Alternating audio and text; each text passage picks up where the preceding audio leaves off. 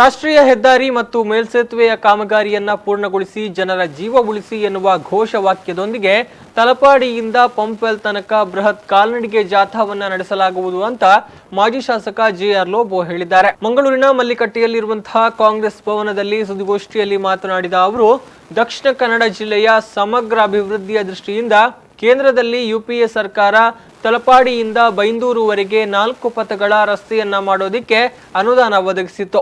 ಆದರೆ ಬಳಿಕ ಬಂದಂತಹ ಮೋದಿ ನೇತೃತ್ವದ ಸರ್ಕಾರ ಕಾಮಗಾರಿಯನ್ನ ನಿರ್ಲಕ್ಷಿಸಿದೆ. ಅಧಿಕಾರದಲ್ಲಿ ಇದ್ದವರು ಜವಾಬ್ದಾರಿಯನ್ನ ಮರೆತಾಗ ಅವರನ್ನ ಎಚ್ಚರಿಸುವುದು ಪ್ರತಿಪಕ್ಷದ ಕರ್ತವ್ಯ.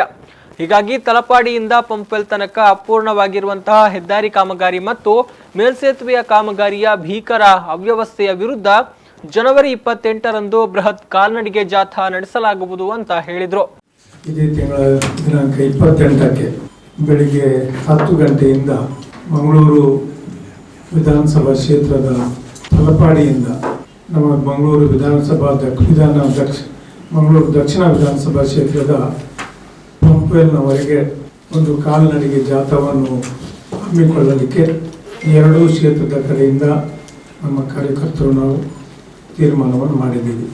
ಕಳೆದ 10 ವರ್ಷಗಳಿಂದ ಪಂಪ್ವೆಲ್ ಮಾತ್ರವಲ್ಲ, ತೊಕ್ಕೊಟ್ಟು ಈ ಎರಡು ಮೇಲ್ಸೇತುವೆಗಳ ದುಸ್ಥಿತಿ, ಇದರ ಜೊತೆಯಲ್ಲಿ ನಂತೂರು ಹಾಗೂ ಕೆಪಿಟಿಯ ಕಡೆಯಲ್ಲಿ ಏನು ಅಭಿವೃದ್ಧಿ ಆಗಬೇಕಾಗಿದೆ. ಸುದ್ದಿಗೋಷ್ಠಿಯಲ್ಲಿ ಮೇಯರ್ ಭಾಸ್ಕರ್ ಮೊಯ್ಲಿ, ಕಾಂಗ್ರೆಸ್ ವಕ್ತಾರ ವಿನಯ್ ರಾಜ್ ಮತ್ತಿತರ ಕಾಂಗ್ರೆಸ್ ಪ್ರಮುಖರು ಜೊತೆಗಿದ್ರು.